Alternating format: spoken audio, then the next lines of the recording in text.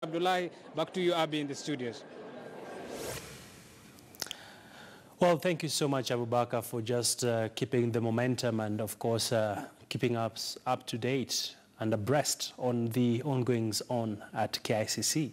Well, like I promised, right now, time for me to bring in Elizabeth Mutunga, who is the Peace and Security Director at COMESA, and we'll be talking with her about the treasures beneath.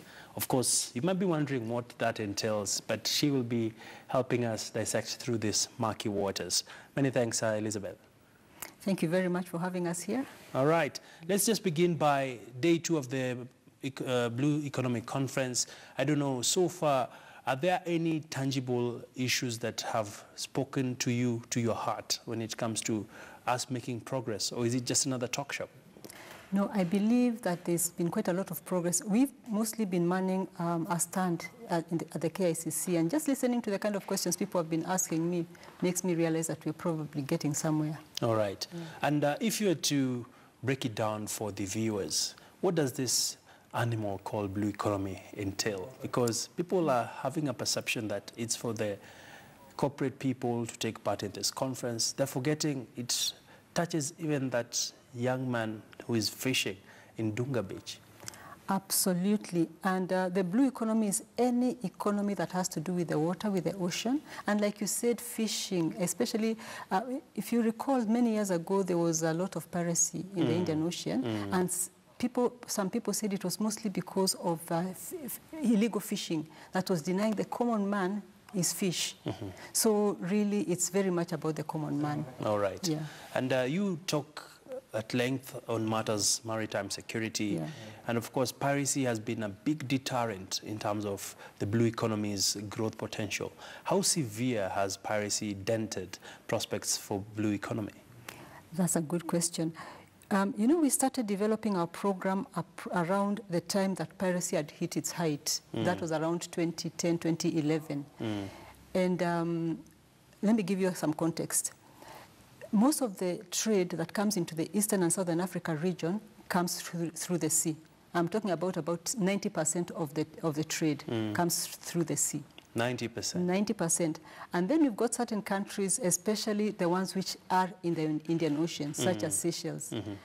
Do you know, around about that time, Seychelles fishing had gone down by 30%, the revenues for fishing, and the tourism, which also Kenya is involved in, had gone down by about 10%. So it's really clear that you cannot talk about blue economy if you don't talk about maritime security. We saw in a very short time economies really going down. All right. Yeah. And Elizabeth, what is the state of affairs currently when you talk on matters maritime security? Where are we as a country? Okay, let me talk about the region, because I really work for the region. Maritime security has really improved over the years. When we were starting our program, there was about 130 or so pirate incidents in 2012.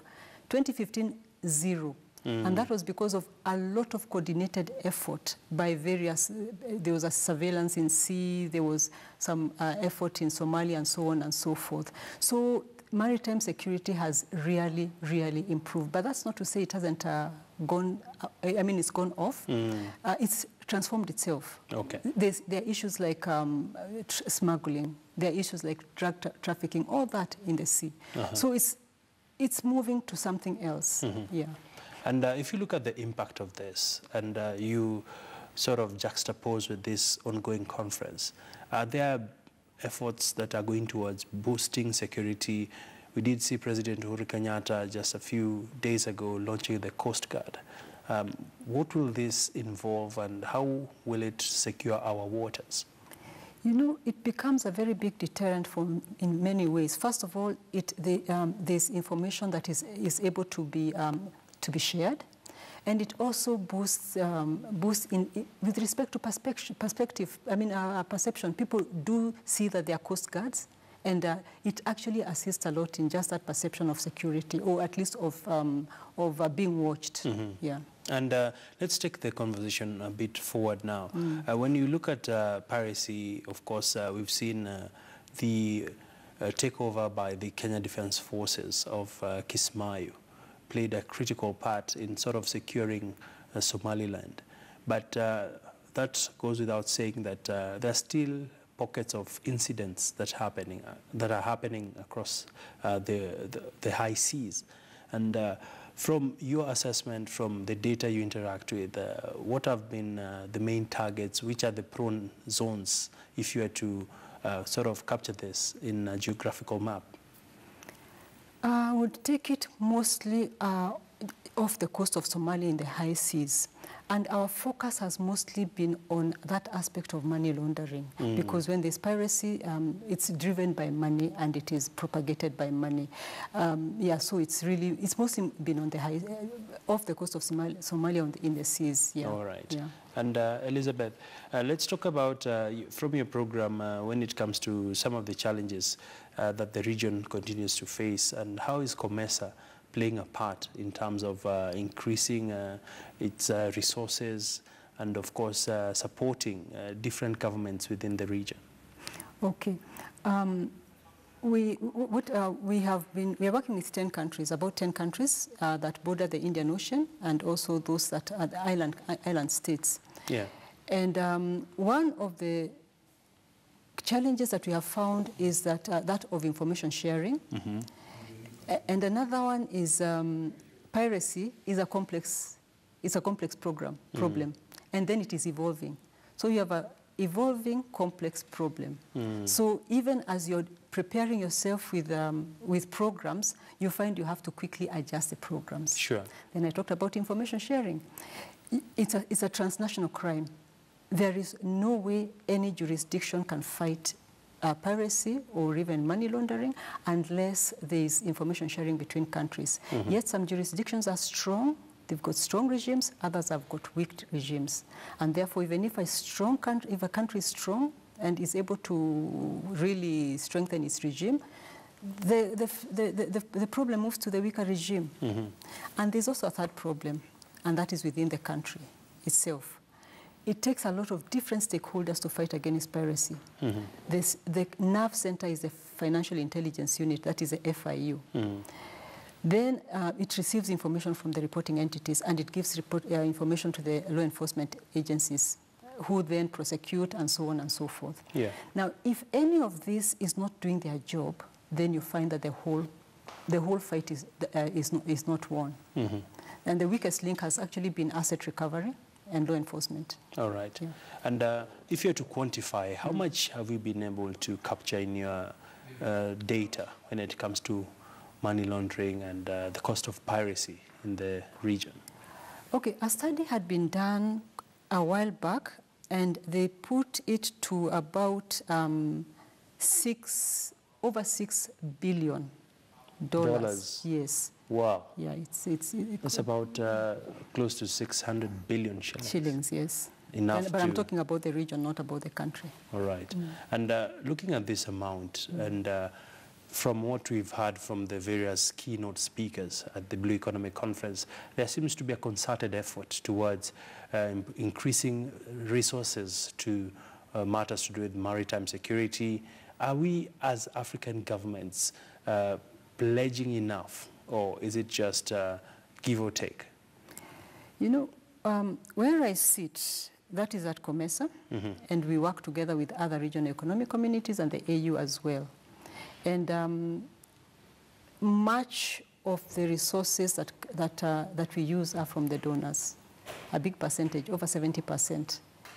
And that really is something that needs to change.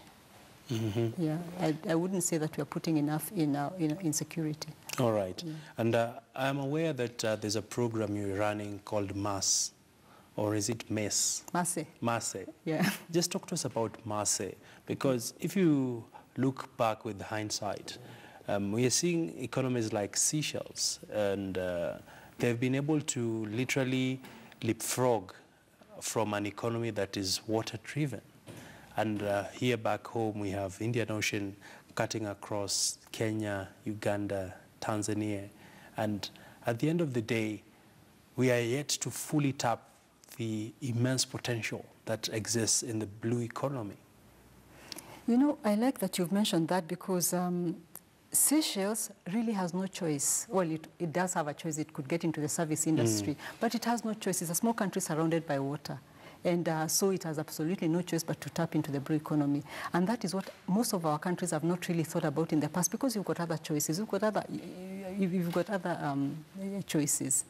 And the program on MASE, that is a Regional Maritime Security Program, was actually, we have to Seychelles to thank for that. It is Seychelles that approached COMESA, the Indian Ocean Community, and the European Union, because clearly the economy was highly affected, which is really a blue economy, was greatly affected. So the MASE program is looking at various aspects that deals with piracy.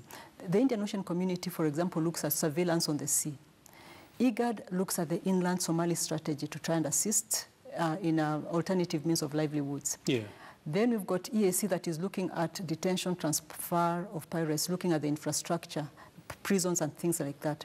Then us in COMESA, we are looking at the economic aspects. We are looking at money laundering. We are saying that if there is no money, illicit money in circulation, piracy can be starved. Yeah. So, interesting. Yeah. And still staying with this program, when we look at the results that we expect, as much as the studies have been done, are we getting sufficient traction? I would say yes. We've been implementing the program in a very short time, and we've already started to see some positive results. Allow me to talk about the component that we are looking at. That is the issue of money laundering. Yeah. When you're fighting against money laundering, there are several things that are important. One of them is sound laws and also the implementation of these laws. The other thing is the collaboration between countries. Now, what we have seen happening is countries that did not even have strong financial intelligence units, that is a nerve center in receiving and disseminating suspicious transactions, have actually developed FIUs. And they have also developed them in line with the Financial Action Task Force. There were certain countries which were in what we call the ICRG group. That is a group that monitors the anti-money laundering regimes of countries, how weak they are or how strong they are. And many of them have now been removed from that listing because of the capacity that has been given them to strengthen their AML-CFT regime, that is anti-money laundering, combating financing of terrorism regimes. All right. Yeah. And as we wrap up, Elizabeth, of course, we've been talking at a high level of sorts, just trying to understand issues facing maritime security. But we've forgotten to talk about opportunities for the people out there that are keen on tapping in the blue economy. And of course, the bigger conversation has been the ports have been part of the blue economy, but what are the other sectors that, if I'm watching and I'm keen to tap into the blue economy, could you just walk us through some of the opportunities that are emerging, be it matters to do with cage fishing, be it matters to do with sports, water sports, and of course, you sit at a vantage point. Where are we seeing blue economy going, say, in the next 5 years, that an investor can literally finance a group down there in Dunga, a group, let's say, in Uganda that is in Jinja? What are some of the opportunities? Okay. One of the bigger opportunities, of course, is tourism.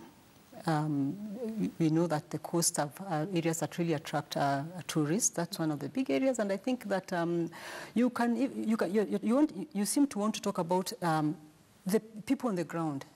The people who make carvings and so on and so forth can benefit from, from higher tourism. From higher tourism. And what the higher level people would need to do is to develop such good coasts, good infrastructure at the coast that will bring tourists. Then you're talking about, of course, we've talked about quite a lot of fishing. And by the way, the blue economy is not just at the coast. We're talking about the rivers, we're talking about the lakes, we're talking about the general blue economy. Yeah. So the issue of fishing also becomes important. And I think it's so important that we move from just exporting fish, which is raw fish, but to actually move to some degree of processing. And that way we'll be able to increase the capacity, or at least the capacity of that we can absorb from the region. Exactly. So we really need to talk about value addition of what comes out from the sea. How about ornamental fishing?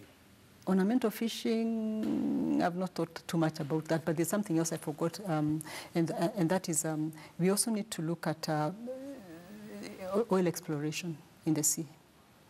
And that's something that has not been, the exploitation in the sea has not been as much as in the land in some places, and that's something that we need to get into as well. All right. Yeah. Many thanks, Elizabeth Mutunga. Such a pleasure to host you on the program. And of course, just trying to break the issues for us, and of course understanding from a better perspective when it comes to matters maritime security. Well, we continue to cover for you the Blue Economic Conference that will be coming to a tail end tomorrow. Our teams continue to bring you up to speed on the latest from the ground. But before